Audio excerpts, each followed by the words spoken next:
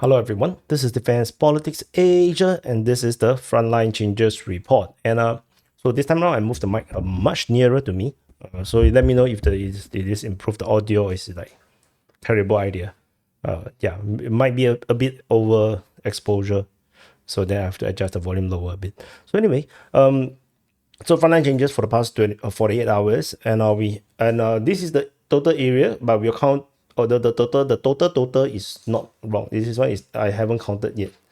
This one is actually this is the previous one. So I will hide the box first because if not later I forget and it covers your screen. So we go into the Kupiansk front Kupiansk first. There is the invalidation. So the not disclaim. So the Russian, actually this is like Russia disclaim. This is the wrong terminology. So the Rybars mapping, the pro-Russian source mapping has confirmed that there's no more Russian presence inside Kupiansk, which means that the Ukrainian forces have basically retaken all these areas here for sure. Up to this point, this is actually a gray zone under the Russian mapping. The firm line is around here. So we shall see how this continue to play out over in the Kupiansk front, and we move on from this area back down to Zarizove in the Pischane front. So this Pischane front, and this is actually the Rhino, Rhino looking like I don't know, yeah, there. So so this bad part, is actually the Russian advance where they pout a little bit more there. A little bit more. So the Russian forces basically, pouted to this point. So now they can buy some grocery because there's a grocery store over there. So, good news for the Russians because, it's hard to be an orc. There is no capitalism. Orcs are all communist. So after the Starizove frontline change, we go to Turney over in the Liman front. So at Turney, there is a very significant frontline change. At Turney itself, Russian forces have been geolocated to be attacking into the forest line in the south of Turney. So this most likely is coming from the north, not necessarily the Russians coming, not coming from through the forest. It's actually coming across. So they're trying to flank the Ukrainians' rear positions in the south to force the Ukrainians to cross the bridge, the causeway, and get out of Turney. So this is the frontline change. The distance from the tree line all the way to the previous front line, or maybe the building, is around almost 700 meters. So that's what it is. After Turney, we go all the way to Vimka over the Sivers front. There is some major frontline change over at this Sivers front. The geolocation of Russian forces along this, I think it's like a ridge line or forest. Yeah, forest, some forest patches. So means that the Russian forces most likely have taken all of these two tree lines around here, which was previously claimed by the Russian mapping. The Ukrainians have not acknowledged this, but this have basically have invalidated the Ukrainian claims. So this means that the Russian and Ukrainian mapping on the DPA mapping is now synchronized. So they are now synchronized. Strategically, it does not change the posture around here much. So I'm planning to do the next battlefield analysis to be on Siversk. I'm thinking about it, but yeah, we shall see how this continue to play out in this area here. After Vimka, we go to Torx Front. At the Torx Front, Russian forces geolocated on the highway in the city in a new position. So this definitely shows Russian advance in this sector and invalidate Ukrainian claims over any of the residential area just next to the industrial area. Potentially, the Ukrainians could still be in the industrial zone in this salient, this stomach-looking salient, but unlikely. The chances of the Ukrainians to be still here is very low because of the encirclement possibility. So that's what it is right here. Of course, it also depends whether the Russians actually can have any positions over in this sector. Because if they cannot hold any positions around this sector, then they can't hold encirclement. So that's what it is over this area. The distance traveled from the previous line was around 355 meters. So that's what that's the advance over in the Torx front. After Torx, we go to Pischane over in the Pokrov front. So there is some slight frontline change over at Pischani. So this is on the southwest of Pokrov, the big boss. So over at Pischani, Russian forces advance within the industrial area. So some slight change as they continue to try to advance in this area. I believe the defenses around here is very strong. The Ukrainians are putting a lot of effort defending this area, so the progress is expectedly slow in this area here. And then after Pischani, let me click. So I need to find where are we now. So is Novo Yelizaveta over here. So this is a very slight frontline change. Russian forces geolocated to be inside of the eastern part of Novo Yelizaveta, confirming Russian presence in this sector. And so that's all, very tiny change. After Novo Yelizaveta, the next is Shevchenko. So Shevchenko, where's Shevchenko? Yeah, okay. It's next to Turney. So this is based on Ukrainian mapping. This just some very slight change, in terms of the front line to go in line with the Ukrainian mapping. So that's all from Shevchenko.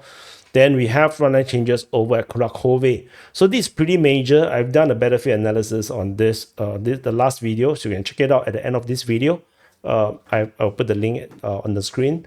So the Russian forces geolocated within the industrial area, confirming Russian advance in the northern areas of Krakove. Of course, they are not in the waters. I mean, just like along the shore of the Kurakivsky reservoir.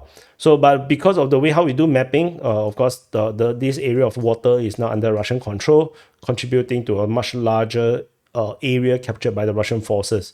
So, I mean, I have to do this because I can't leave it as a Ukrainian, right? So it doesn't make sense. It feels like a massive coup if I don't change it. So that's what it is. And around the southwest of the city hospital, the Russian forces also made some advance based on Ukrainian mapping, with the Russian forces capturing more grounds around this area here. So that's all for this Krakove. The next frontline change after Krakove is over at Heun. I saw on the comments people are very triggered because I didn't call this Gigant, but no, yeah, the English word here, right? Heun. So I'm gonna pronounce it as Heun. That's just what it's gonna be. So anyway, the Russian forces, based on Ukrainian mapping, this is Deep State UA's mapping. They have considered that they have lost Heun or Gigant, as well as all the salient around here. The Russian forces also taken the eastern outskirts of Sukhiyali, confirming Russian securing of Sukhiyali. So this is the advance in this sector. Ukrainian forces can't likely be here. They're going to be in Yatarne. So this I also covered in the battlefield analysis. So do check it out. And after Sukhiyali, the next frontline change is at Rozliv. So there is two frontline changes. So Rozliv is here. This is Rozliv. And there's two frontline change. So one is by geolocation, where the Russian forces taken new positions closer to Rozliv. Another one is based on Ukrainian mapping, that the Russian forces have advanced along this area, along this road leading up to Rozliv. So if I zoom out a bit, you can see that this is the areas taken by the Russian forces. Yeah, it's a progression. It doesn't change the strategic situation in this sector.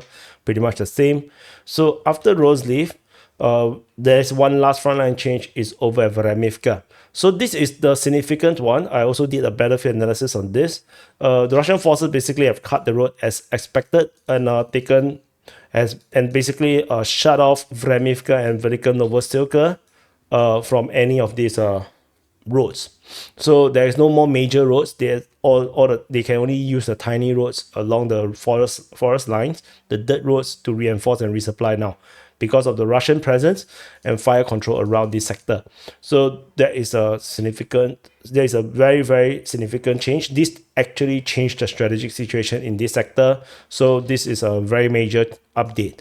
The distance travel is probably around 2 kilometers, between 1.3 kilometers to 2.5 kilometers. So this is a pretty huge advance for the Russians, and definitely changes a lot of things in this sector. So that's all the frontline changes, and it bring out the areas. So if we sum up, the biggest frontline change for the Russians is at Constantinople. Ukrainians, there's only one frontline change at Kupiansk, so this 0.35 square kilometers. So basically, is at this area, and a large part is because of this claim by deep state UA of the Ukrainian positions around this Heun region or Gigan region, because these contribute around 4.56 square kilometers, and of course all this big chunk of territory all adds up to quite a bit. The next biggest is over at Krakove because of the water body. So this Krakivsky reservoir is like a scam. If not, the actual big one is over at Velika Novosilka, because this is actually territorial capture along the land. So this is the big one. So that's all. So let's do some mathematics and calculation. When I was out, I was thinking, why I don't speak like a cowboy? I should speak like a cowboy. So man, let's do the calculation, on the calculator. So 0.11 plus 0.17 plus 2.77 plus 3.31 plus 0.07 is 3.2, 15.13, and 2.98. And how do you hold 24.74 square kilometers is captured by the Russian forces, and that's what it is. It is not very big. It's around 12 square kilometers per day, but it's not bad. Capture is capture. Then that's it. Thank you for watching. Do press the like button, subscribe. Check out the battlefield analysis. The two of them, I put it up here, and I'll see you guys in the next update.